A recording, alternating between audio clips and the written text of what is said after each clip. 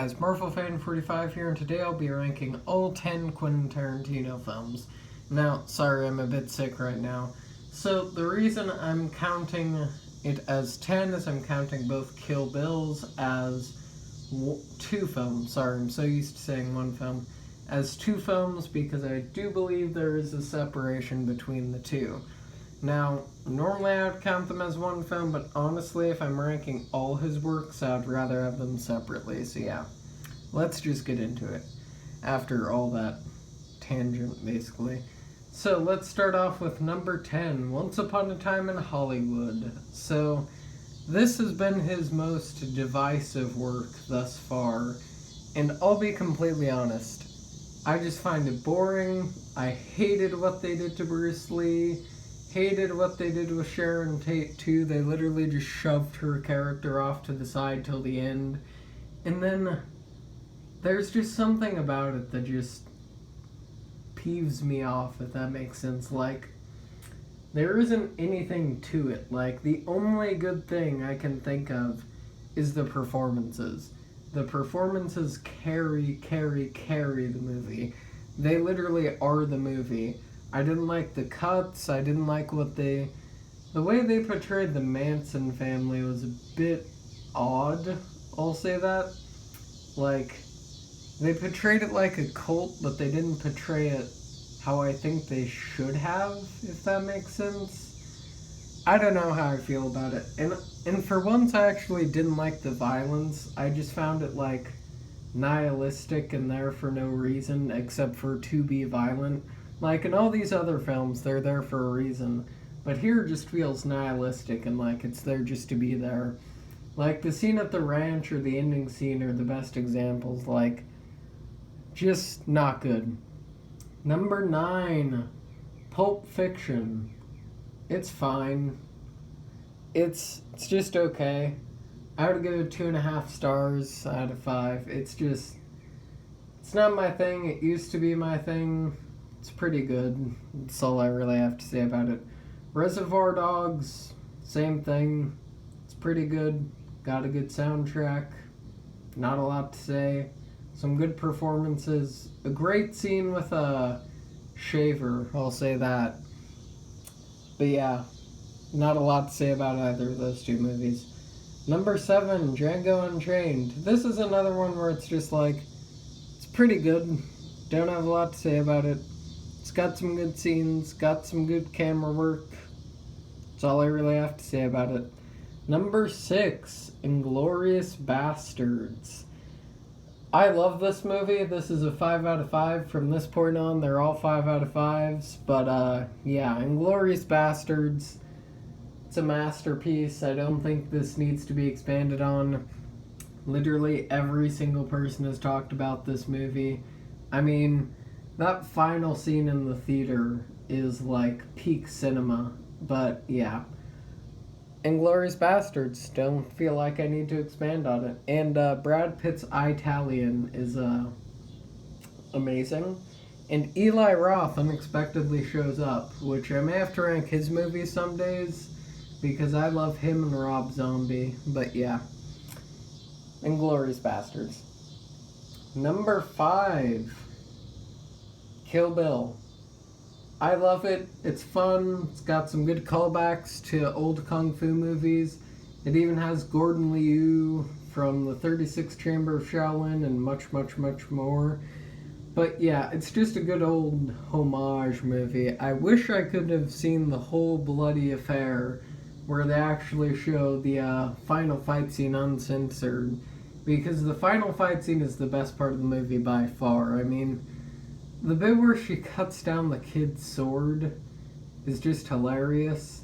And then just the insanity of the fight, like eyeballs are coming out, limbs are coming off.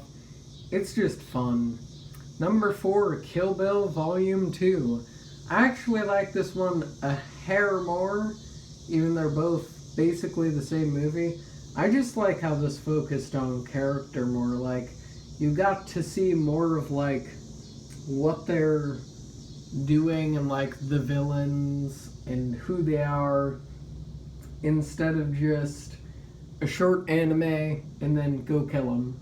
Like, you actually get expansion on the villains. Like, Bud, if I remember his name right, is actually a good villain instead of just the cliche normal type villain. And then it's got some wacky editing, but it's a Kill Bill film. And then, of course, Killing Bill. That's definitely the best part of the movie. But yeah, it's solid. That's all I really got to say about it. Top 3, Death Proof. I love it. I know most people don't. But I used to hate it. But now I love it. It's basically a slasher for the first part. And then the slasher becomes self-aware that it's a slasher and turns on the killer. And that's how it ends. And the final car chase is great, and that car kill is like...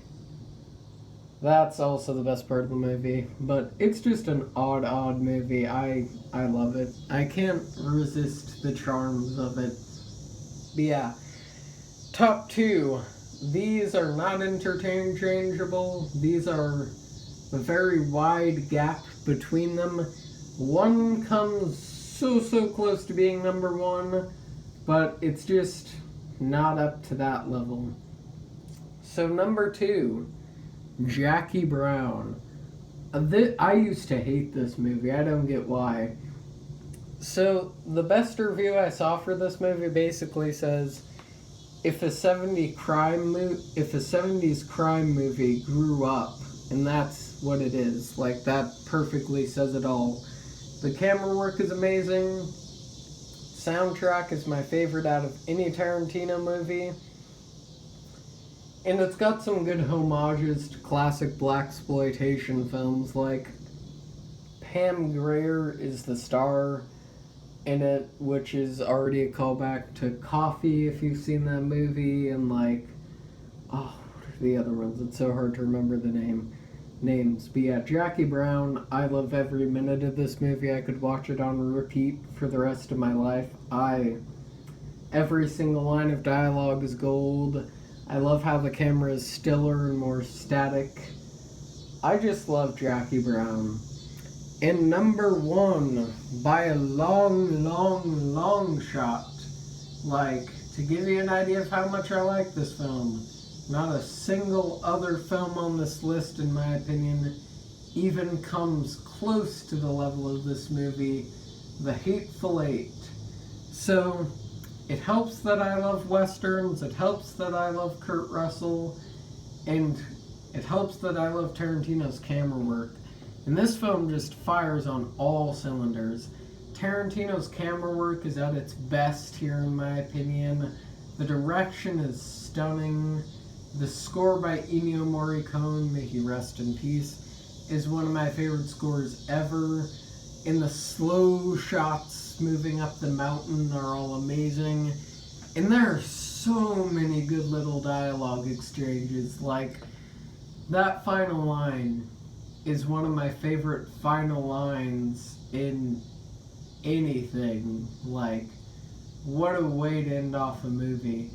And then, let's see, what else do I like about it? Samuel L. Jackson is amazing, and Jennifer Jason Leigh as Domergue is just on point here. Jennifer Jason Leigh is great in everything, but yeah.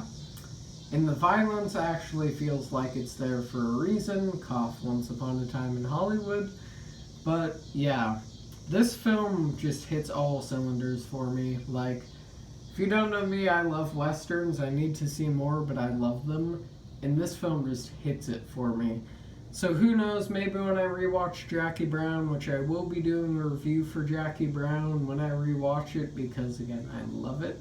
Oh, I also love Bridget Fonda in that movie as Melanie. She's one of the best parts. But yeah, The Hateful Eight, masterpiece. The only Tarantino film in my favorites. I think Jackie Brown is going to make it on a rewatch, but yeah, we'll have to see. So yeah, that's the end of the video. Sorry if I sound a bit sick, because I still kinda am, but yeah. Stay safe and have a good day. And in terms of videos for the future, the Matrix Revolutions review is going to come out soon. I can just say soon, because I don't know exactly when I'm going to release it. And then the Popular Opinions Part 2 will be out eventually because I feel like I need to rewatch a few of the films to get my opinion on them, like, down. But yeah, that's the end of the video. Stay safe and have a good day.